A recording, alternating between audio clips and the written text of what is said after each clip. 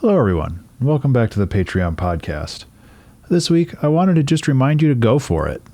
And I know that that's kind of a big abstract concept, but lately I've been just trying to dive into things that I find a little bit scary.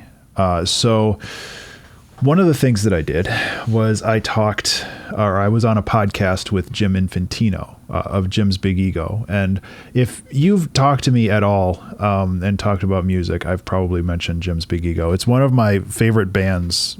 I don't know of all time, but like longevity wise, I've been following them for well over 20 years now.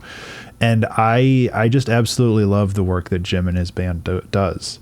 And I kind of reached out to him at one point I reached out to him last year in 2021 because we were going to collaborate on the Nassau Elmo but he got super busy and I got super busy and all that. But we're going to work on that a little bit. And then, so we kind of kept in touch a little bit. And then I saw that he started a podcast and I reached out again. And I was just like, hey, if you ever want somebody on your podcast to chat, let me know. And he was all on board for it. And for one, it kind of just blew me away to be able to sit down and talk to this person that I have, I don't know, like I really respected the work that he does. And I really wasn't expecting to just like have a chill conversation with him and I think his producer Lionel for like an hour and a half, and it was such a good time to just be able to sit down and do that. And like I wouldn't have had that opportunity if I had been more timid with my decisions. And I'm not saying to like, jump off and do all the big scary things, but like some things that are very low risk, like asking if you can be on somebody's podcast, like the people that produce the podcast, they need content too. Like they need people to talk to and they need things to talk about. So it's like, they're looking for people to talk to as well. So I think that like doing stuff like that is super low risk. And I think it's so rewarding to be able to have the opportunity to discuss this kind of stuff, especially if you're talking with somebody or talking with somebody who you like really appreciate. And through that conversation with Jim, he mentioned Phil Bracos doing a project called Day in Music, who is essentially writing 24 albums, each an hour long. So essentially making 24 hours worth of music in total. And Jim saw some parallels to kind of what I was doing with the 2-hour track challenge and some of the other more kind of really kind of challenging long-term music projects. And like, he kind of brought me onto the idea that, Phil is always looking for other people to work with. And he kind of put that idea in my mind that I should reach out, and I did. And then I've been talking with Phil now, and we're probably going to work next year on writing a song or two in 2023. And it's just like, I wouldn't have had that opportunity if I had just been scared to reach out. And like, it's hard to cold call somebody or cold email somebody.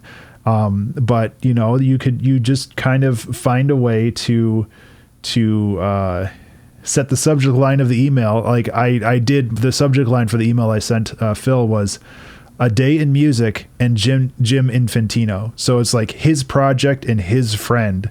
And like, I'm reaching out in regards to those. And like, I feel that that's a really good way to break the ice. If it's somebody that and like you're familiar with, that you're able to kind of help build that rapport right away by referencing things that they like to work with. So I think that helped a little bit too, but Phil has turned out to be a super cool dude. And I'm looking forward to working with him next year on, like I said, at least one song. Like, I don't know what his schedule's like for this music, but I imagine writing a song or like an album a year for 24 years. Like I think he plans on finishing this project in 2043 or something like that. And it's just like, that's crazy. Or 2045 maybe. That it's crazy that it's like planned out that far ahead.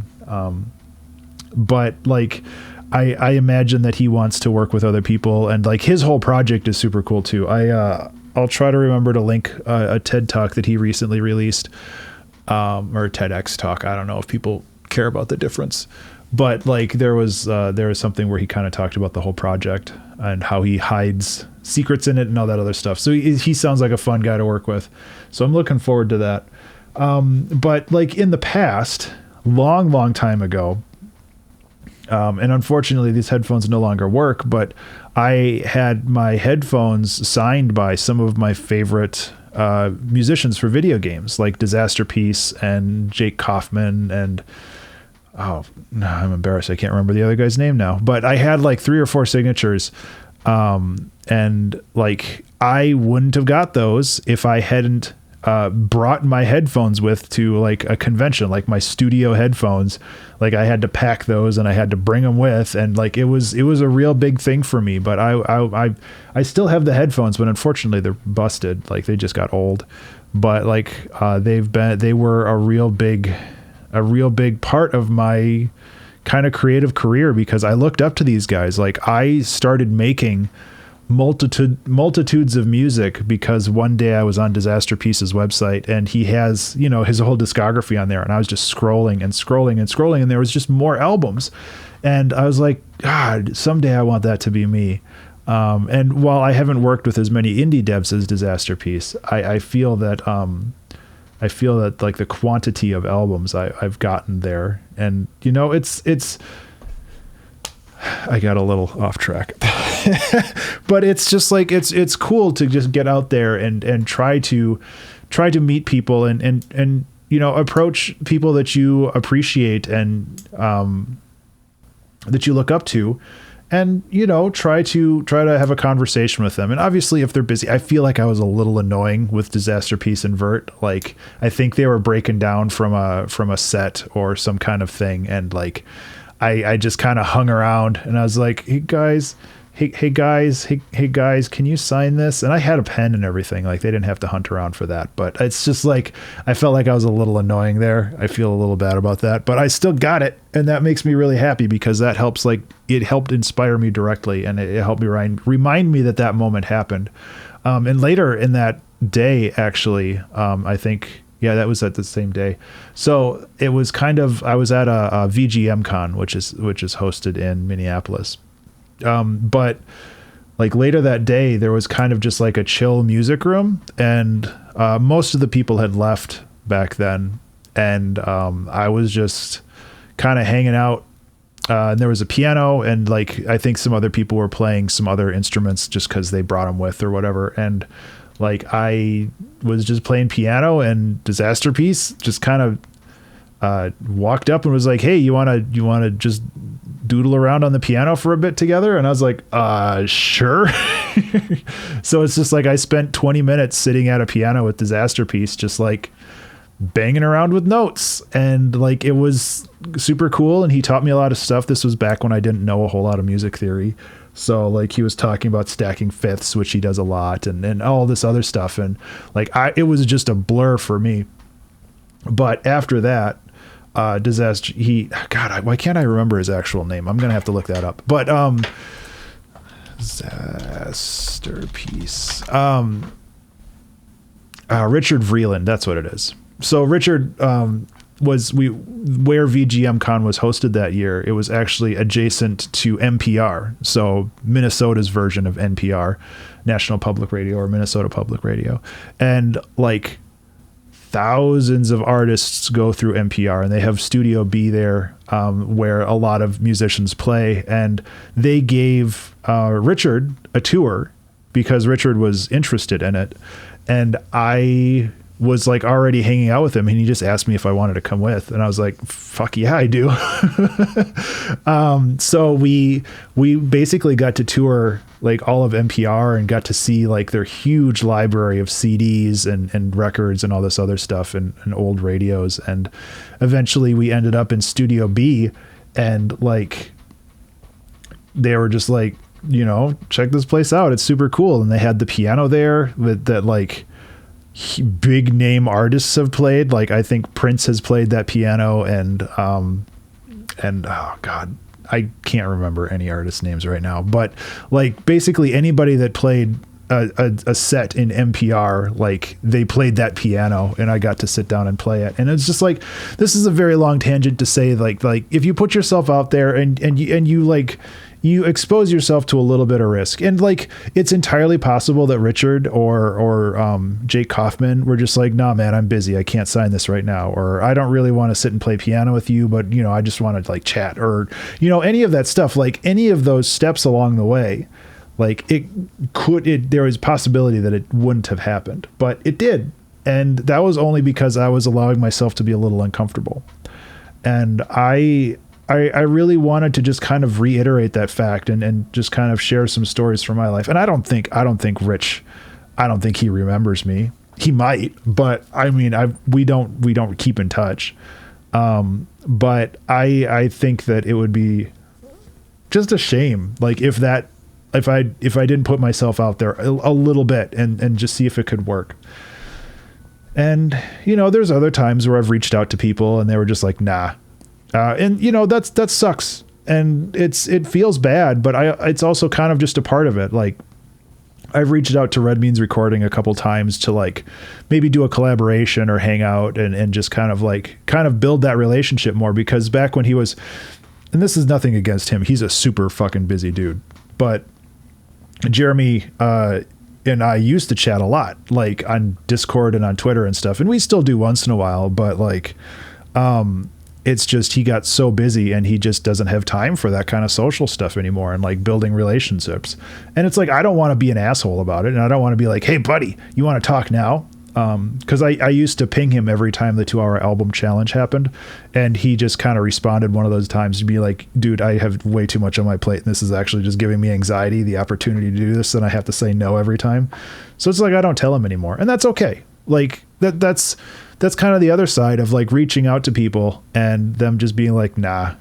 And it sucks and it feels bad, but then you get over it and then you just try somewhere else. Like the whole point is just to keep trying and to find that comfort level for you and just kind of just keep going at it and building those connections. I know my buddy Shaka Panda always talks about the power of weak connections. And I think that it's really, really important to respect that, because it's easy to just kind of like coast and not build those connections and not try to be social. But it's so very, very important. Hell, I mean, talking about going for it, like the first job I got, so the first real job I got out of college, I remember I was at my girlfriend's place at the time, and I got a call from a recruiter basically saying, you know, on a scale from 1 to 10, how well do you know Adobe Flash? Back then it was Macromedia Flash, but it was Flash. And I said probably 7 or 8, which wasn't exactly a lie, but it was definitely higher than what they expected for me.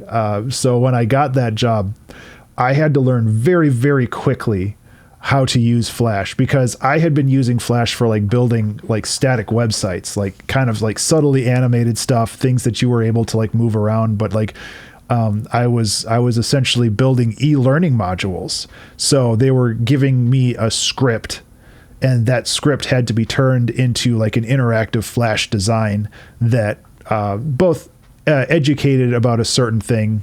Usually it was like for Sears or other big box stores. So I was like helping sell washing machines. So I had to both create the visuals for that, and I also had to create the like questions and tests and drag and drop things, like all the programmatic stuff. And I didn't know how to do any of the programming. I was just doing all of the visual design. And I had to learn very, very quickly how to program an action script. And I did. Like that was what was expected of me. And I imagine the first couple days where I was there, I was sitting in a cubicle with like 3 other like temps, and the lady that like trained me in, I don't think she thought that I was going to last very long, but I buckled down and I learned.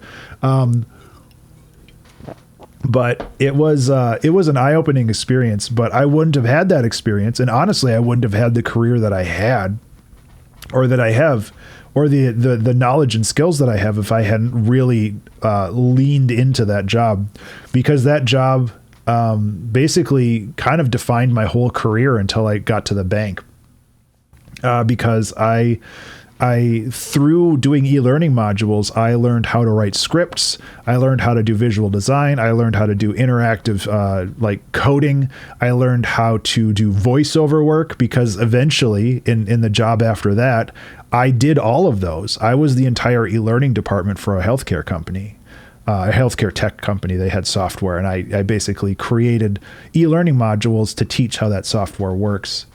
And it was like that thing, like me going for it and being like, yeah, I know Flash well enough, even though I was kind of iffy on it at the time. That choice kind of defined my whole career. I'm just realizing this right now, by the way. And I don't know why I'm losing my voice. I apologize. But like that whole thing is just like, it's just like one little step that isn't very important. Not even that important for like years to come, but that one little step really kind of defined my whole trajectory as an artist. Because if I didn't have that knowledge with scripting, with the script writing, like actually learning how to teach people, like if I didn't have any of that knowledge, I wouldn't be as good of a streamer. I wouldn't be able to explain what I'm doing as well as I do, because I wouldn't have had the 10 years of experience I had writing educational content for e-learning modules. Wow. Anyway, like I could ramble on about this, but I think you get the point, where it's just like, sometimes you have to put yourself out there. And I want to give you permission to do that, because it's so easy to take the safe route and to take the quiet route. It's so easy to play it chill and not put stresses on you.